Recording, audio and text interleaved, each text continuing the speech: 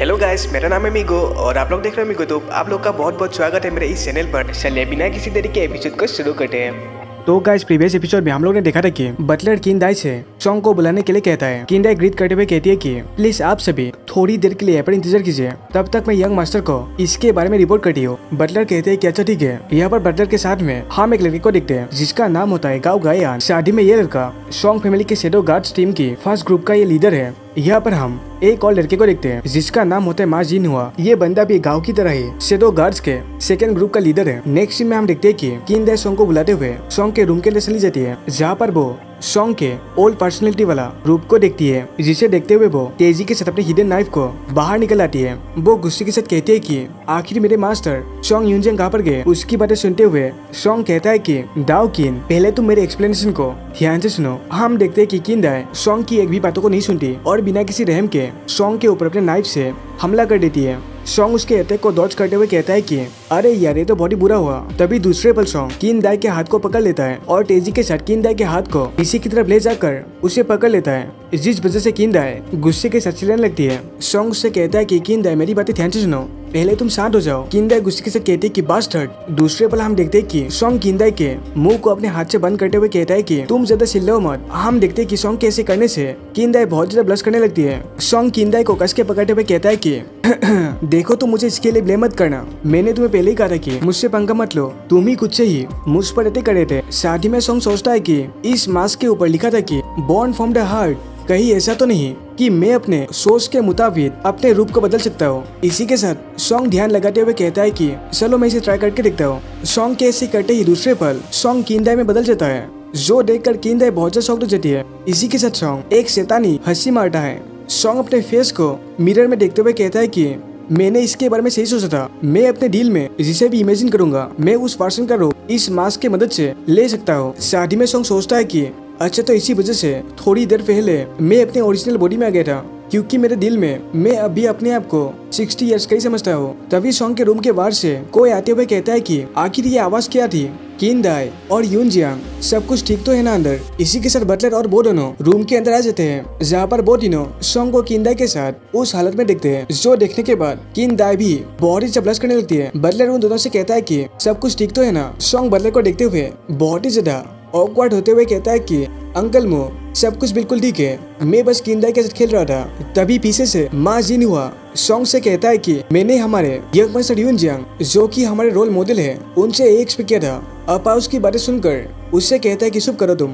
तभी बटलर मुख हंसते हुए कहते हैं कि यंग मास्टर, आज रात को डिनर पार्टी में आपकी फियोंसे जिन जिन भी आने वाली है। बटलर की बातें सुनने के बाद सॉन्ग उनसे कहता है कि अरे अंकल मो, आप उस बात को भला और कितनी बार कहेंगे। ये सेंटेंस तो आपके मुंह से आज लगभग मैंने 1000 बार से भी ज्यादा सुना है। शादी में हम किंदाई को भी दिखते हैं, जो ब्लश करते हुए सोचती है कि अच्छा, तो वो पर्सन हमारे मास्टर ही थे। तभी सॉन्ग यूनजियांग किंदाई से कहती है कि तुम इन बातों को किसी को भी मत कहना। किंदाई भी कहती है कि मास्टर, मुझे माफ कर देना। इसी के साथ किंदाई ब्लश करते हुए अपने कपड़ों को ठीक करने लगती है। सॉन्ग कहता है कि कोई बात नहीं।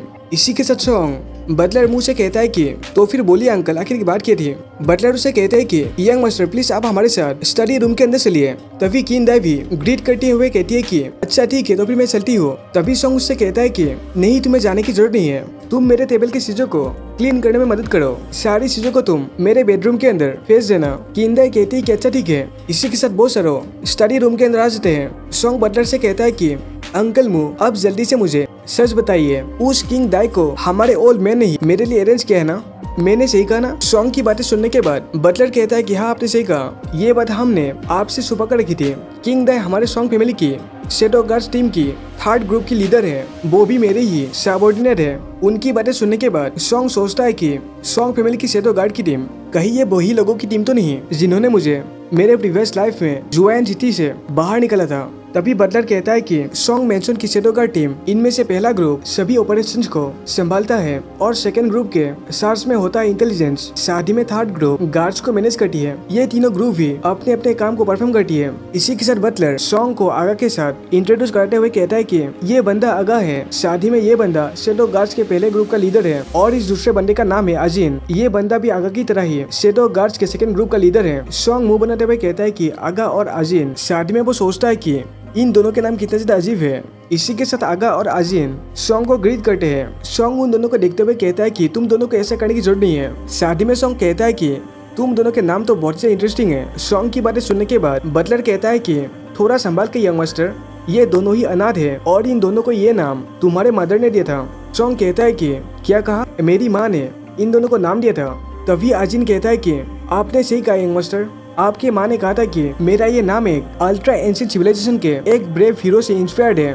तभी आगा भी स्माइल के साथ कहता है कि मेरा नाम तो इसके नाम से भी ज्यादा पावरफुल है। मेरे नाम का मतलब है अल्ट्रा एंशिएंट सिविलाइजेशन का एक डीमन गॉड। तभी दोबारा आजिन कहता है कि हम दोनों ही नेमलेस ऑर्फन्स थे।